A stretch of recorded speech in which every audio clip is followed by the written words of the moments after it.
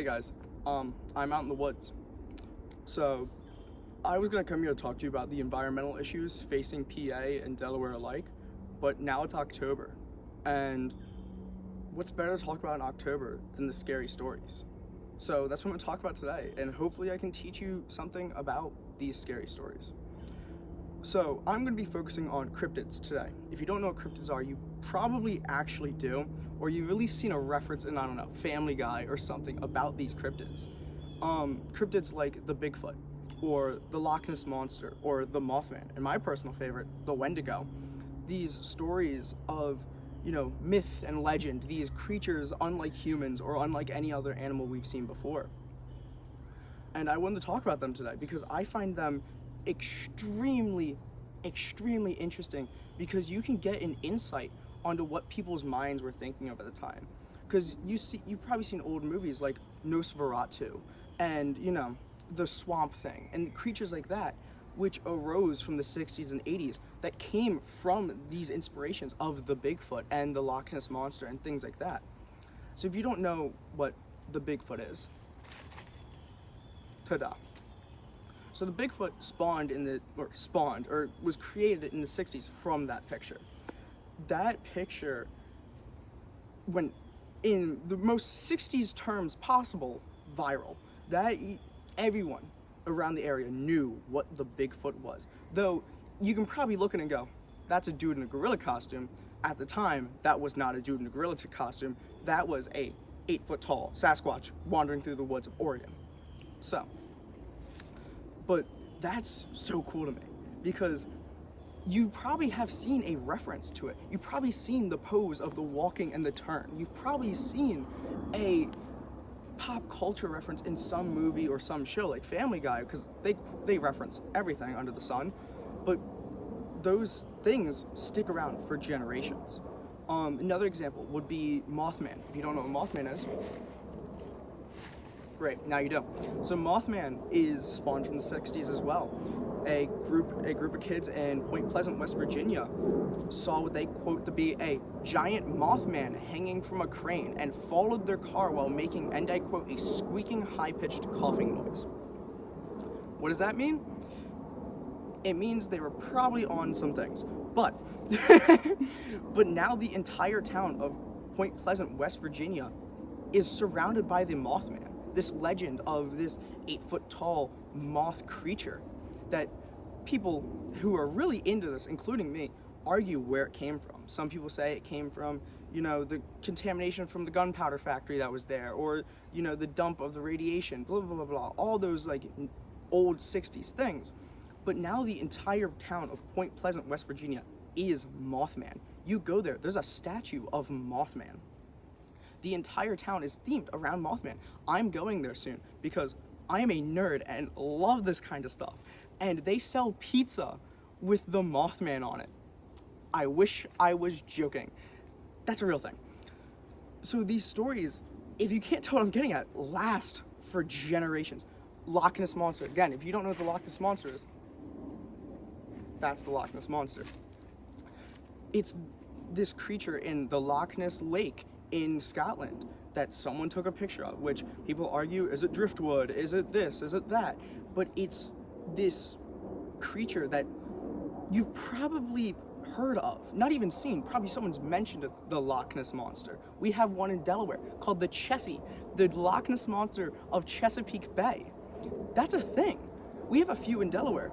I'm going to explain a few, if you don't mind. The Ice Yeti of Delaware.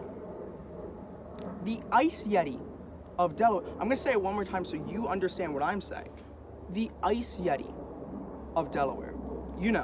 Delaware, the mostly flat state, the Ice Yeti of Delaware. That spawned from the colonists from Sweden. It was called the Ice Yeti of Christiana because that's what they called Delaware at the time, but that's besides the point. The Ice Yeti of Christiana spawned from these colonists who were like, hey, that's a tall, furry Sasquatch in the woods with white fur. We have another one from the, forgive me, I forget the name at the time, the Native American tribe that lived in Delaware called the Pudgewookie. The Pudgewookie is a 3-foot tall, guy who just goes around and messes with you and your campsite. There's been reports from the 80s of the Pudgewookie who would come over and pull the poles out of your tent, or, you know, flatten the tires on all your cars, or, you know, steal all your food while you're asleep. Stuff like that. Sorry, there was a bug. Stuff like that. They're so interesting. Oh, the swamp creature of Dover, a hairless dog with glowing yellow eyes that comes out at night. Like, these stories are so interesting because they open a gate to the mind of these people at the time. The Wendigo. The Wendigo traces back to the Algonquin tribe at least 300 years. And one thing I find extremely interesting about the Wendigo is most American tribes have a form of the Wendigo.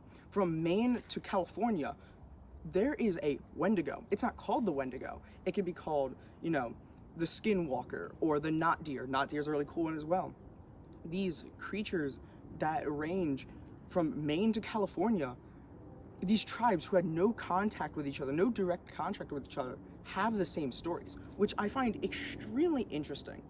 If you don't know what the Wendigo is, there's no like picture of the Wendigo, so I can't really show anything, but they describe it as a long, lanky creature with a deer skull as a head, and its bones and its flesh like kind of stuck together. It's a story about anti-cannibalism during the winter, where these tribes were worried about their food supplies. So they would tell these stories to kids and young adults alike to discourage them from committing cannibalism. And if you did, you'd become this Wendigo. These stories have scared people for years. The Swamp Thing from the movie, The Swamp Thing, scared people during the 60s and 70s. The Nosferatu was the scariest thing at the time. You might look back and watch the movies now and go, he moves funny. But like, at the time, these were terrifying. And like, cryptids for me aren't terrifying. I find them extremely interesting. Most of the part, I don't believe in most of them. I think some of them are, you know, really cool and interesting, like the Mothman, the Bigfoot, all that kind of jazz. But these stories are a gateway to what people were thinking at the time. The Mothman was a story from these 4 kids out in the woods. Bigfoot was a hiker taking a picture of, again, probably a dude in a gorilla costume, but we don't talk about that. And like the Christiana Snow Yeti, these colonists who were arguably paranoid about what their life was going to be like in this new world. These stories have been passed down for generation to generation. Like I said, these creatures have stuck with people and the pop culture into the modern day. Though they may be as old as written history, they still stick around, and you still see scary stories, or still see movies that reference them or take inspiration from them. There's a movie that recently came out called Antlers, which takes what's it called? Reference to the Wendigo. These, again, stories that were made before me, you, your grandfather was even born, have been in the psyche of the people for hundreds of years. I personally find all this extremely interesting, just because you see how people create, and I think the creation of these stories are in a form a lot more interesting than the stories themselves. We as humans love to talk. If you can't tell, I've been rambling on because I have ADHD, but that's besides the point. I just like rambling. I like talking about the things I'm interested.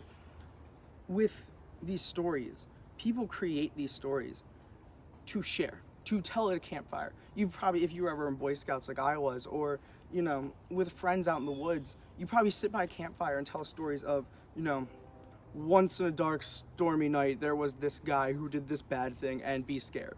Or these ghost stories, like Beetlejuice, stuff like that. These creations are everything to some people. Example with the Point Pleasant, West Virginia. That's a nowhere town in West Virginia. No one would have heard of West Virginia, Point Pleasant, West Virginia, without Mothman. No one would have heard of West Virginia. No one would have heard of Point Pleasant, West Virginia without the Mothman. No one would have visited Point Pleasant, West Virginia for not like family or work reasons without the Mothman. these creatures have built communities, and there's a bee right by my ear. These creatures have built communities and upheld there's a bee on my hand. Upheld these communities. And that's kind of my point with all this, is that though we might be afraid of these stories, you know, the things that go bump in the night, the creature in your closet,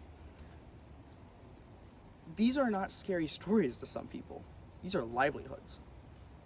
These are the niche interests you talk to someone and make new friends about. I don't know how many countless people I've talked to, and the second they hear me start talking about this, people get interested in it, because people love stories, and they love oral history, and they love oral communication, because without it, we wouldn't be human beings. I wouldn't be making this video if it wasn't for the English language of these stories. I would have nothing to talk about. I would just be sitting here like, yeah, so this is what happened in 1927. Like, you see my point? We as humans are language. It might not be verbal, it might be hand communication, but you've probably seen me do this or like this or point or stuff, because that's what we communicate with. Yeah. I'm sorry I rambled a little bit too long, but I hope you enjoyed whatever this rambling was, and this is probably my 27th take of this, so let's hope it goes well. See you guys.